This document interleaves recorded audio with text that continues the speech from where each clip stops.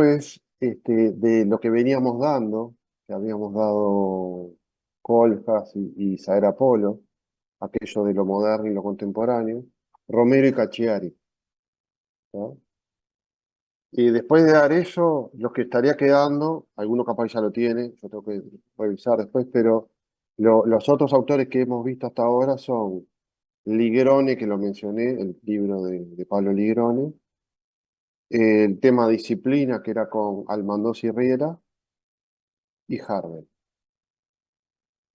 O sea que ponerle una clase más, liquidaríamos si le falta todo eso, en una clase más lo liquidamos todo, para tener un poco una idea de cómo realizarse, ¿no?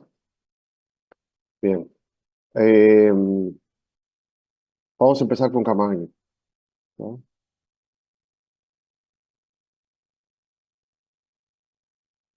Camagni, acá pasa una cosa que este tema de economía urbana, dentro de la cátedra hay gente, unieron la materia que antes se llamaba economía, ¿no? Y estos temas los dan y los corrigen gente de Facultad de Ciencias Económicas. Este, Incluso cuando les den la clase van a ver como que, no entiendo por qué no lo hacen, pero como que se olvidan que están hablando con futuros arquitectos, no economistas. Entonces como que le podrían buscarle la vuelta para que fuera más interesante para nosotros el tema, que lo es, ¿no? De hecho lo usamos todo el tiempo, aunque no lo sepamos. Tienen que estar entrando ahí.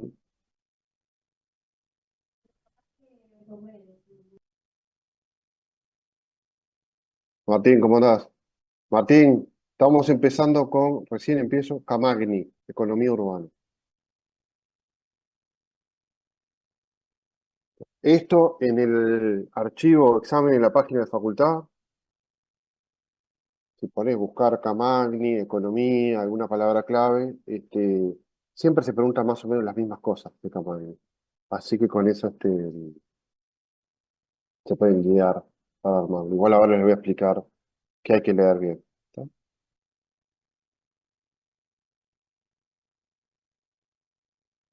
¿Sí? Entonces, esperen que les voy a compartir esto. Voy a abrirlo. En la carpeta profundización está el libro de Camagni entero. Van a ver que hay dos archivos que dicen Camagni.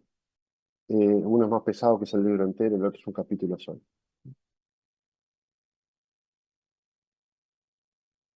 En el que comparto, así vamos viendo directamente desde el libro.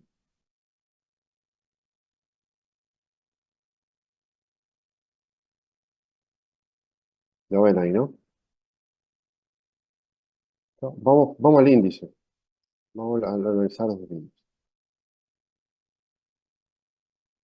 Primero, la introducción. Ponele que te leas hasta el punto 4 inclusive. Del 1 al 4 inclusive. Hay cosas que hay que saltearse. Todo lo que sea demasiado económico, gráficas, eso no les importa. Y si no me preguntan, pero te puedo decir, nada, tal cosa, olvídate que no hablamos, ¿no? Dos cositas de esta introducción. En primer lugar, ¿qué es la economía urbana? ¿Por qué hablamos de esto? Si vos buscas una definición de economía, es más o menos algo así como la economía estudia la producción y distribución de bienes, producción y distribución de bienes finitos, finitos de que se acaban, no de espesor, ¿no? Justamente, como son finitos, vos querés que se utilicen lo más eficientemente posible. Y de eso se trata el estudio de la economía. En la economía urbana, cuando le agregamos la palabra urbana, podríamos decir que nosotros tenemos dos bienes finitos que nos preocupan mucho y que todo el tiempo estamos buscando de la vuelta. Tiempo y dinero. Si vos tenés toda la plata del mundo, no te importa. Si tenés todo el tiempo del mundo, tampoco te importa. Pero en general no nos pasa. Entonces, ¿qué buscamos todo el tiempo? Por ejemplo, perder la menor cantidad posible de tiempo en transporte y gastar lo menos posible en boletos o en nafta. El problema es que no es tan fácil eso. ¿Por qué? Porque ponele, voy a poner dos escenarios posibles. No es tan simple, pero dos escenarios. Uno es, no quiero perder tiempo y no quiero gastar plata en combustible o en boleto. Por ejemplo, quiero vivir cerca de facultad, por ahí queda mi trabajo, entonces quiero vivir por ahí. ¿Cuál es el costo que tiene eso? Que mucha gente quiere vivir ahí. Entonces es caro. Y como es caro, porque hay mucha demanda, poca oferta, el área del apartamento que podés alquilar es pequeño en general. O sea, si te gustaría vivir en un espacio más grande, no hay. ¿Querés un balcón? No siempre podés. ¿Querés un poquito de verde? Olvídalo. Parrillero en el balcón, medio tanque. Hay más mugre, es más peligroso, hay más ruido. Entonces tenés pros y contras de vivir ahí. Y ese es el equilibrio y vos tenés que optar. La otra opción, quiero el verde, quiero limpieza, quiero menos ruido, el parrillero. ¿Qué pasa? Eso que hay cerca de facultad, no lo puedo pagar ahí. Entonces me tengo que ir más lejos para conseguir eso. Bastante más lejos. ¿Cuál es el problema de eso? Tiempo de traslado y dinero de viaje. Y vos tenés que optar. ¿Qué querés? Este libro, recuerden que está escrito en la década del 90 y del 90 a hoy cambió mucho la cosa. Esta clase es un ejemplo. Vos no estás perdiendo tiempo de traslado ni gastos en ir a la academia como pasaba antes. Entonces vos podés estar perfectamente en este momento en otro país y no te cambia nada. Pero eso no lo analiza el texto. Y yo les recomiendo que no se metan a hablar de esto y menos si los que te corrigen son de economía, no te compliques. Pero está bueno entender que algunas de estas cosas que estamos diciendo hoy no son tan así. ¿No? En el punto 3 habla de aglomeración. Lo que pasa en aglomeración lo voy a ver en el capítulo 1, así que lo dejo por ahora ahí en el aire. Va a hablar de división del trabajo, la contradicción ciudad-campo. Voy a explicar un poquito eso. No es nada complicado. Es lo siguiente. A lo largo de la historia, hasta el siglo XIX, revolución industrial, por ahí, la mayoría de la gente vivía en el campo y se producía su comida. ¿No? Y no solo cada uno se producía su comida, sino que cada uno arreglaba su casa, cuidaba a los animales, hacíamos de todo un poco, no nos especializábamos en nada. Eso fue lo que durante la Edad Media generó que la humanidad en Europa no avanzara mucho, porque nadie se especializaba, todo el mundo hacía lo mismo, poco de cada cosa. Cuando aparece la revolución industrial, aparecen mejoras en la tecnología en el campo, y empieza a haber mucha producción de comida. Eso, la palabra en economía se llama excedente. Digo, para que traten de echar estas palabras. Excedente de comida. Y a su vez, hay menos trabajo en el campo. Se produce más con menos gente.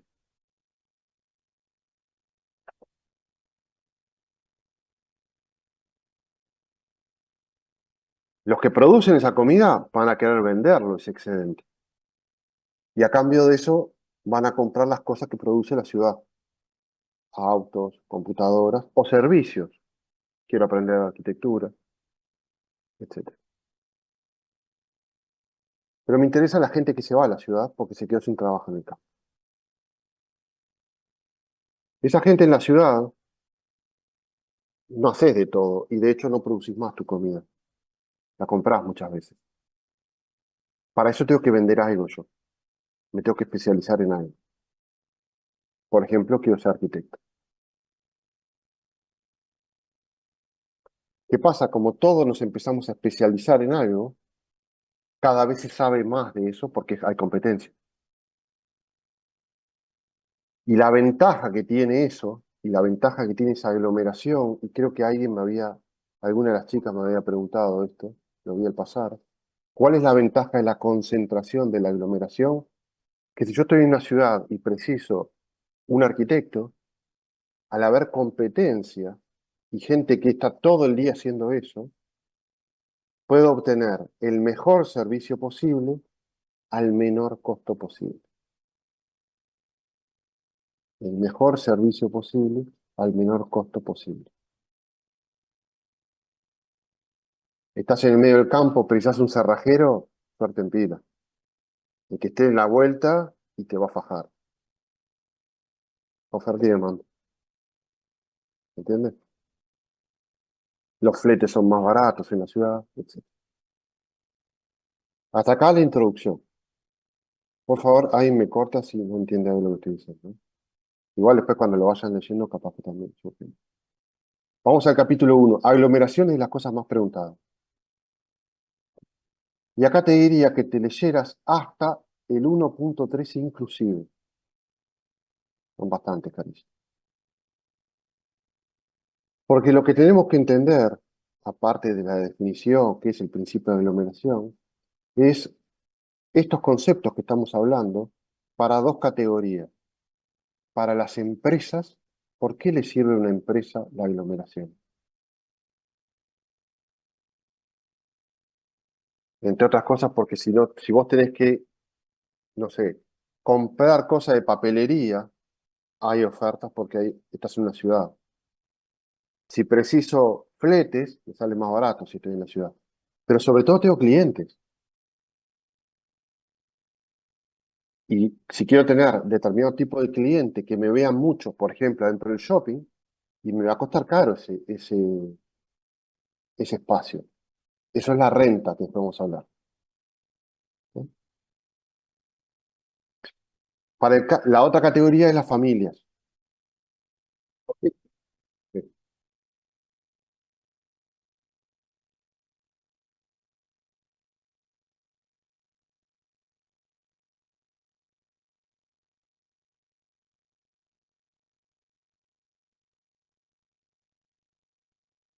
exacto, exacto.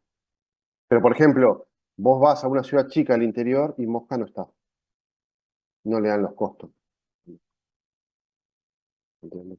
O no hay cantidad de gente suficiente para que consuma y tengan toda esa infraestructura ahí.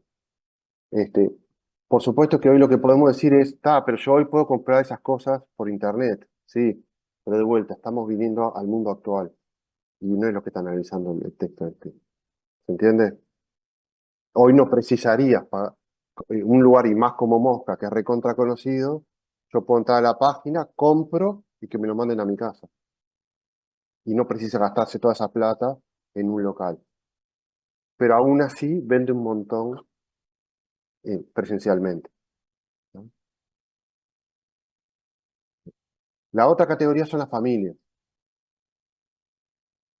¿Por qué te sirve a vos, familia, vivir en una ciudad con determinada cantidad de escala de gente o determinada escala de ciudad?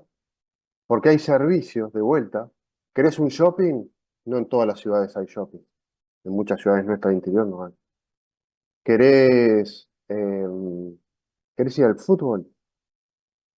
¿Te gusta determinado cuadro? Y normalmente juega en Montevideo ese cuadro. ¿Querés ir a un espectáculo? Montevideo. Es más, a veces ni siquiera a Montevideo, tenés que ir a Buenos Aires a verlo si querés. Porque no hay suficiente gente, cantidad de gente acá.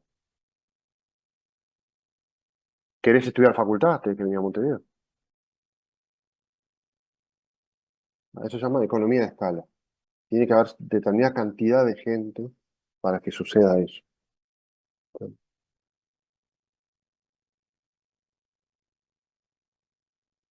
Pasa con todo.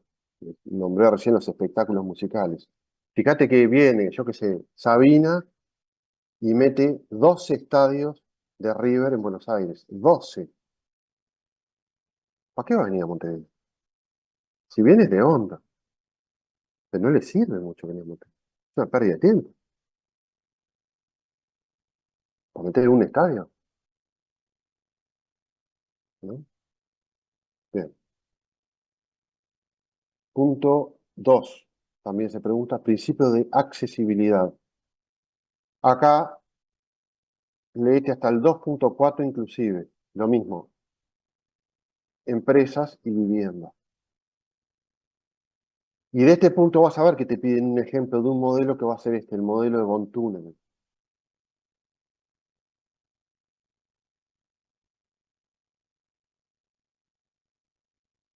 La accesibilidad le da valor a una zona, ya sea por el transporte público, porque está en una zona central de la ciudad, es fácil acceder. Ejemplo bien claro, Tres Cruces, Montevideo Shopping, dos lugares recontra accesibles de todos lados de la ciudad, caros.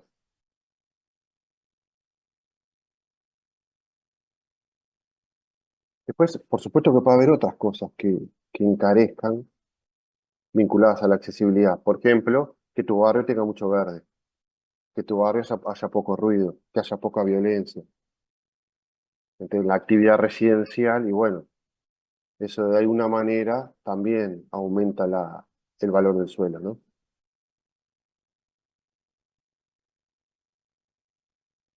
En otra época para la actividad productiva, de vuelta, hoy no está pasando eso, pero ¿por qué la gente iba a trabajar a oficinas, quería tener su oficina, su estudio de abogados, contadores en Ciudad Vieja? Porque estaban los bancos ahí, había un montón de locales, la bolsa de comercio y demás, que estaban en Ciudad Vieja, te quedaba cerca, por eso había mucha demanda.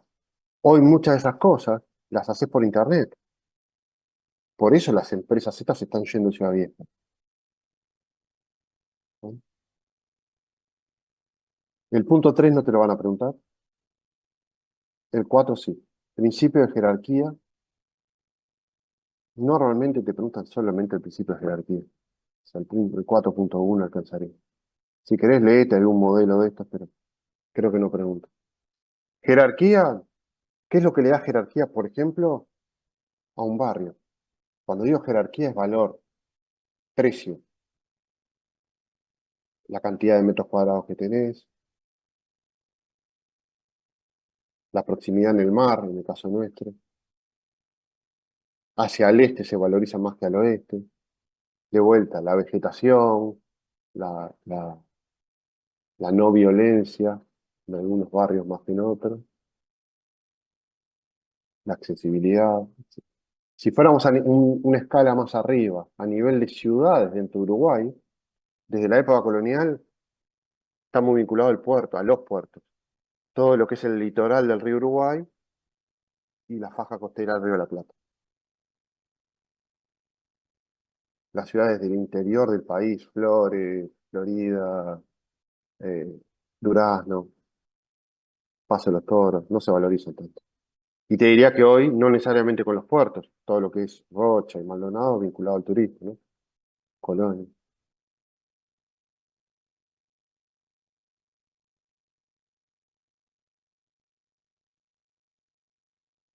El 5 no va. Y el 6 lo preguntan mucho. Yo acá estoy dando lo que va para para la profundización, ya lo dejo dado con Camaño. Ellos dividen esto. Para mí tenés que estudiar todo, aunque no de la profundización. No se puede entender esto sin hablar de la renta, ¿no? La renta del suelo lo recontra, preguntan esto. Te diría que hasta el 6.4 inclusive. Sobre todo, de vuelta, te podés saltear alguna de estas cosas del medio, sí entender qué es la renta del suelo, y estas tres las preguntan: renta diferencial, renta de monopolio y renta absoluta. ¿Qué es lo que le da valor a un terreno?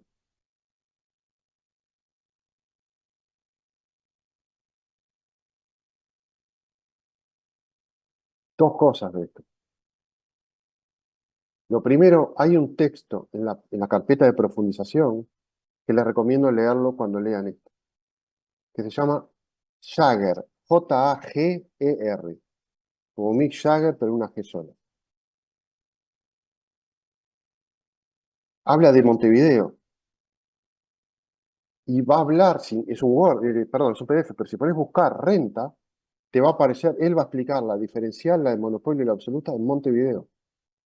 Y lo podés citar aparte, porque está en la bibliografía. ¿Está? Él va a empezar hablando de todo esto, la economía y demás, desde la época colonial. Andá directamente a lo contemporáneo y buscate lo de la renta. Y vas a ver que te queda mucho más claro eso.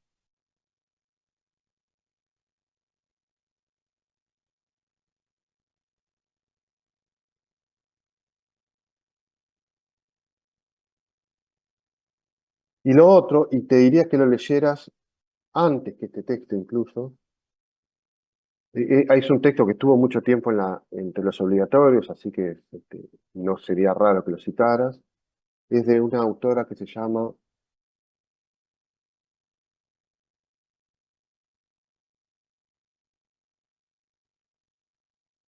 lo pongo acá,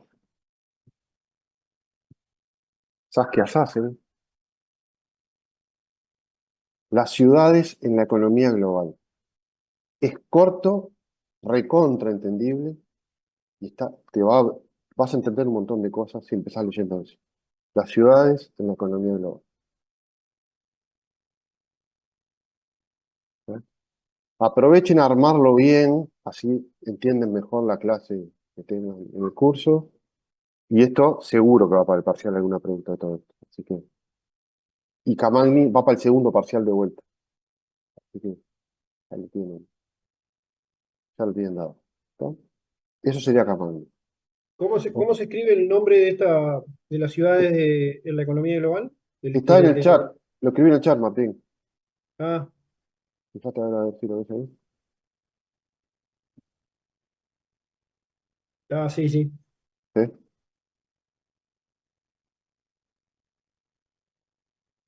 Porque si te fijas, no, creo que no sé si lo pusieron, pero ellos empiezan hablando, después del parcial, la primera clase, siguen hablando de Camagni.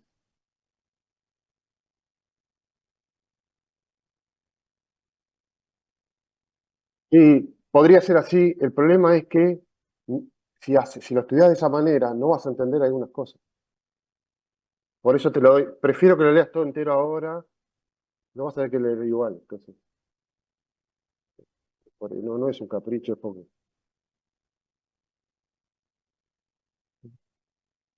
Esto, por supuesto, lo van leyendo y me van preguntando cualquier duda que tengan. Vayan armándolo con las preguntas, por favor. No pierdan tiempo con cosas que no van.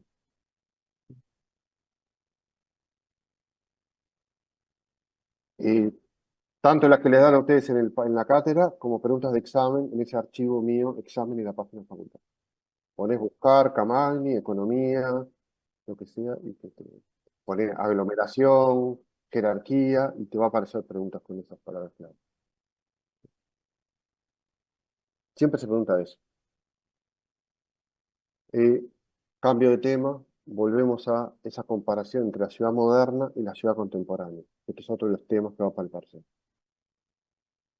Nosotros vimos Coljas y Sagrera Polo. ¿Viste? Pasa lo siguiente, nos va a faltar Harvey hoy, con lo de esto. Pasa lo siguiente, la ciudad moderna es la segunda mitad del siglo XIX, no es el urbanismo moderno. Y eso es una confusión enorme. La ciudad moderna, si quieren buscar algo en internet, es producto de la revolución industrial, sobre todo de la segunda revolución industrial, segunda mitad del siglo XIX. Es cuando toda esta gente está viniendo para las ciudades porque se quedó sin trabajo, y sobre todo una de las cosas que va a dominar esta época es el liberalismo, que podríamos simplificarlo como capitalismo, pero no es exactamente lo mismo.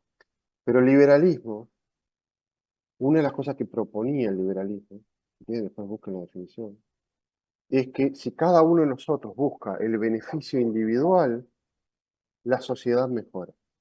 Y se creía eso, el Estado creía eso. Lo que demostró la realidad es que el resultado no era muy equitativo.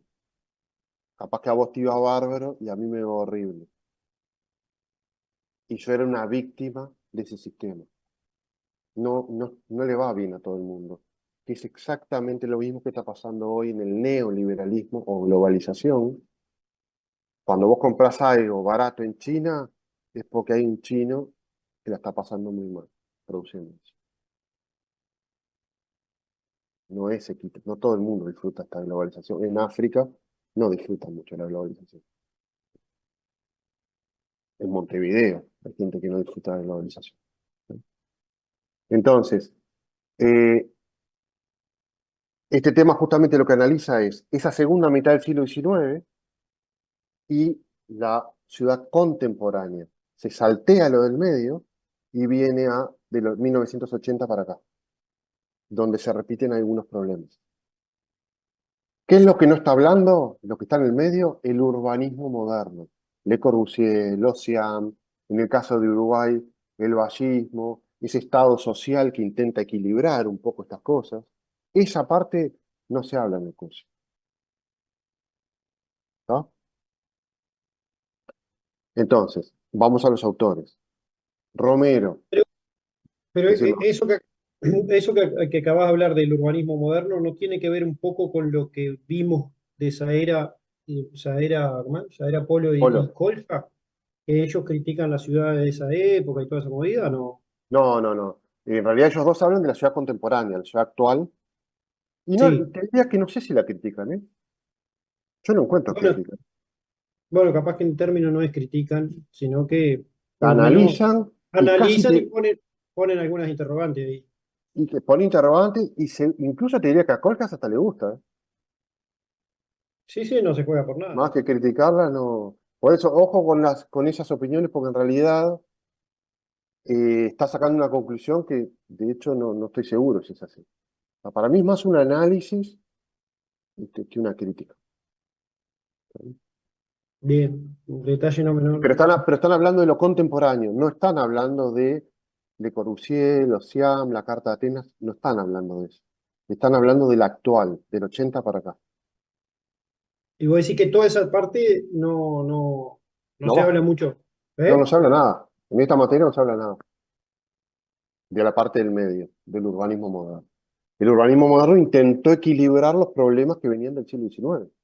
Por ejemplo, la vivienda mínima, un mínimo indispensable, ciertas normas urbanísticas y demás, que los especuladores hacían cualquier cosa. Hoy estamos viendo que en la ciudad, por más que existan normativas, si tenés, y oficialmente, legalmente, pagás la multa que sea y haces el edificio que vos quieras en Montevideo. Eso es lo que está pasando hoy. Esto no lo pueden decir en el parcial, pero está, pero lo vemos, ¿no? Bien. Romero. Romero habla de la ciudad moderna, de la segunda mitad del siglo XIX,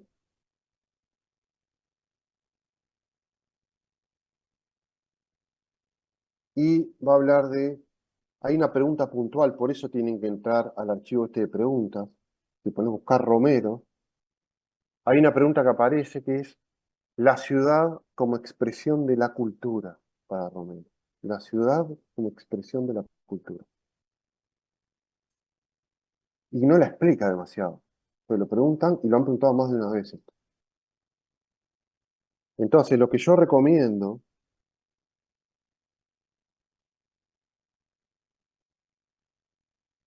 es, en primer lugar, definir cultura bien. La usamos mal la palabra. Asociamos cultura a alguien que sabe mucho de arte, de no sé qué. Eso es alta cultura. La cultura es el estudio de las personas, de cualquier persona, ¿no? Entonces, De las conductas de las personas. de las conductas de las personas, exactamente. Claro.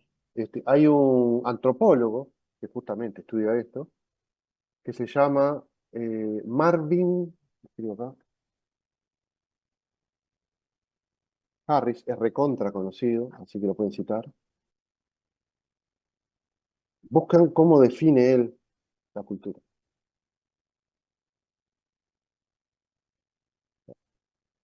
Cuando se dice que la ciudad es expresión de la cultura, y por ejemplo, si yo veo una ciudad donde está llena de mugre por todos lados, me habla de la gente de esa ciudad. Se ve un tránsito desordenado, agresivo, bocina. me habla de eso.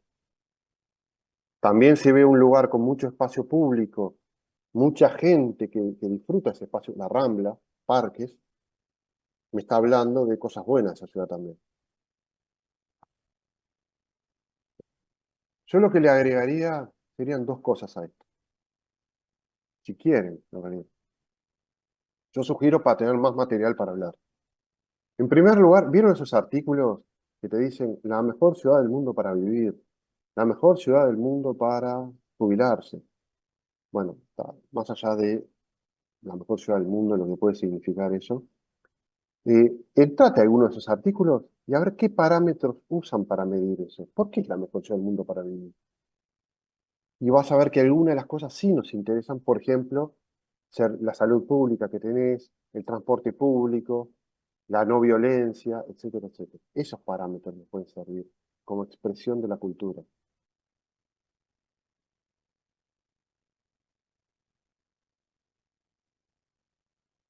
Y lo segundo, hay un ejemplo que es Curitiba, con B larga, en Brasil, Curitiba, que estaría muy bueno que la pudieran nombrar. Curitiba es una ciudad, creo que tiene unos 6 millones de habitantes, que naturalmente no es como Río, Bahía, que es divina. No, no es tan linda, originalmente no. Y tenía un montón de problemas como cualquier ciudad brasileña.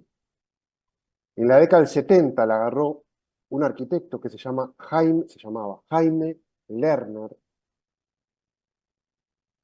y la transformó en una ciudad modelo. ¿Qué es una ciudad modelo? Van a ver que tiene un transporte público fantástico, es concentrada la ciudad, por lo tanto las distancias que tenés que recorrer no es como Montevideo, que cada vez demorás más tiempo yendo de un lado a otro. Es extensa Montevideo para los tres gatos locos que somos. Curitiba es compacta, tiene un montón de espacio público, bueno, calidad, sustentabilidad, recolección de basura. ¿Viste? A veces cuando vos decís, voy a Colonia, me parece que es otro país. Bueno, eso me está hablando de la gente de Colonia, ¿no? La limpieza, por ejemplo, que hay en el departamento de Colonia. Eso me expresa la cultura de ese lugar. Por lo menos la cultura vinculada a el reciclaje de basura, ¿no? Eso es Romero. Cacciari habla de tres cosas.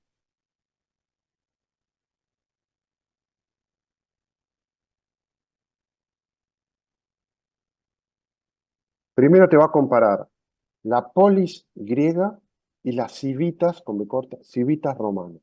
Polis griega, civitas romanas. Es una metáfora, ¿no? Las polis, recuerden que Grecia en la antigüedad no era un país, sino diversas ciudades que compartían ciertas cosas, el lenguaje y los dioses, pero tenían distintas formas de gobierno. Y en esas distintas formas de gobierno, lo que pasaba, por ejemplo, Esparta, para ser ciudadano espartano, varón, hijo de espartanos, mayor de 18 años y con determinado físico para entrar en el ejército. Si no, no era ciudadano. 5% de los que vivían en Esparta eran ciudadanos. La democracia ateniense, lo mismo, 5% de los ciudadanos de Atenas eran ciudadanos. El resto no tenía derecho. ¿Qué es lo que estamos diciendo con eso? Era homogéneo. Lo que se buscaba era la homogeneidad. Estos ciudadanos eran todos iguales. La metáfora es que hoy hay una búsqueda en los barrios cerrados, por ejemplo, de esa homogeneidad. Quiero que mi vecino tenga el estilo de vida igual al mío. Yo no lo conozco al vecino, pero veo el mismo auto que el mío, el mismo perro, los nenes van a un colegio parecido al que van mis hijos, trabajan algo parecido a lo que yo hago. Busco eso en un barrio cerrado y eso me da tranquilidad. Eso le hace mucho daño a la ciudad.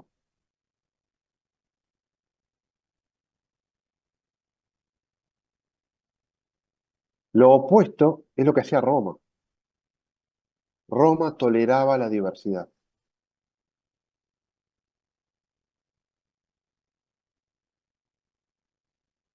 por lo menos en algunas épocas.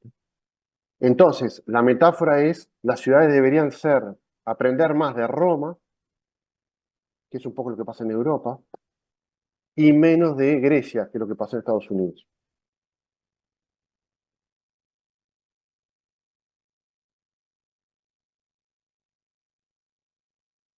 Ese es el primer punto.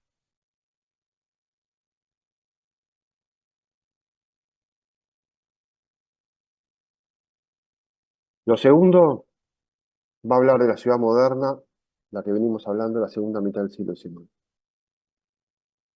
Lo mismo lo va a explicar.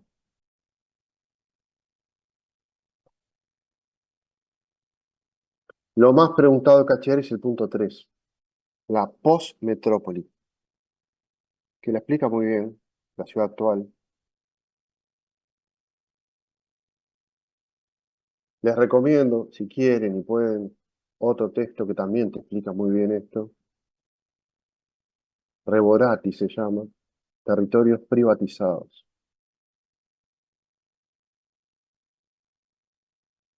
Estuvo mucho tiempo también en la cátedra. ¿Cómo se llama, dijiste? Reborati, el autor, Sí. Territorios privatizados.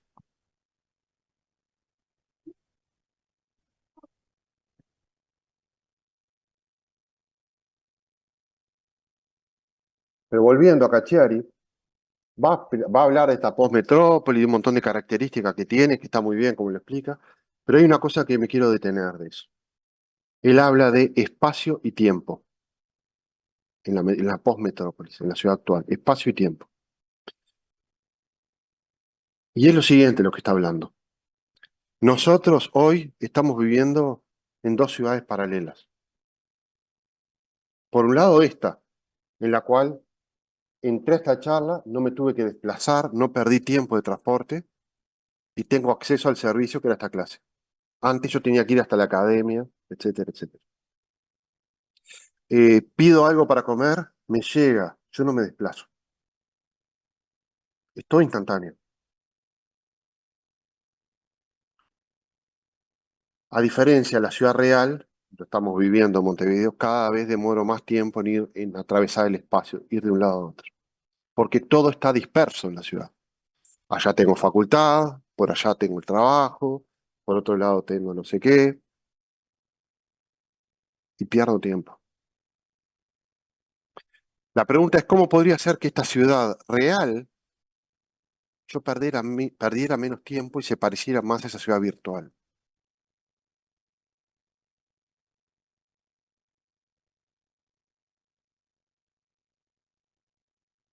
Y lo que sugiere el autor es que estuviera todo junto, que hubiera zonas en la ciudad donde tenés todo junto. Ponele, supete que vos vivieras cerca de el shopping Costa Urbana y trabajás ahí o trabajás enfrente del Costa Urbana. Tenés todo. Ponele que vivís cerca de Montevideo Shopping. Tenés todo lo que precisás ahí, ¿no? Y esto me lleva, y con esto termino, ahora lo están mencionando por todos lados, pero esto existe hace 30 años. Les puse un archivo, que es el concepto ciudad de 15 minutos. Capaz ya lo han escuchado. Esto empezó en París, después se llevó a Copenhague. Y la idea es, desde tu casa caminás 15 minutos en un radio, para en cualquier dirección 15 minutos caminando, que dentro de ese círculo tuvieras todos los servicios que precisas, que fuera compacto. Eso evitaría, según estos autores, evitaría un montón de problemas de las ciudades. Capaz que generaría otros, pero no lo dices. ¿Está? Y ahí termina lo de hoy. Bien, una preguntita, ¿de qué época es este texto de ¿Cuál? Cassiari? O sea, ¿cuándo él habla de... En realidad el libro es del 90 y pico, 2000, por ahí debe ser. Y en realidad todos estos que están hablando de lo contemporáneo me refiero al 90 para acá. Lo No, que porque sí sucede, hace lo un que sí ratito hablamos de sucede, alguien, de un texto de los 90 que imaginaba otra ciudad y este está como mucho más bueno, porque contemporáneo. este agrega el concepto post-metrópoli, Mm, agrega algunas cosas. Aún así, este texto tampoco incluye, a ver, Mercado Libre, pedido ya, el WhatsApp. El WhatsApp transformó el mundo. El WhatsApp tiene 10 años, 12, y cambió el mundo con WhatsApp. Esto en realidad, esta modalidad, la hablaba Castells en los 90, pero la empezamos a usar en la pandemia. Antes lo usaban tres gatos locos esto. ¿Cuándo te sí, enteraste que existía el Zoom? Hace 4 años, ¿no? tal cual, sí. Pero bueno, yo lo que sugiero es que en principio vayan a lo que dice el texto. Aunque te mueras de ganas de explicar o traerlo a lo que pasa hoy, o alternar, discutir un poco lo que pasa hoy, cuidado con eso porque te podés meter en un baile. Y Ah, aparte lo estás poniendo por escrito, no sé cómo lo escribís eso, capaz que se te escapa algo que te pueden decir, esto está mal. Y en realidad está mal como lo explicaste. No te compliques, eso es lo que yo digo. Me parece que está bueno para analizar, no, cuidado no, con quería ubicar nomás el texto en el tiempo para saber, porque como ese, hablaba de cosas más nuevas, me llamó la atención ahí. ese. Dale, gente, Está. nos vemos seguramente la que viene, la semana que viene, tenga clase con ustedes de Una, vuelta con los una, del parcial. una cosita que es justo de este tema. Nosotros cuando citamos algún texto de esto, empezamos a analizar y eso, este, es necesario presentar la época donde se hizo el texto, o sea, desde el No, no, texto, ¿no? no. O sea, que, ¿no? Está, No, yo te estoy diciendo porque, aparte hasta me acuerdo cuando los compré esos libros. Pero no, no. está.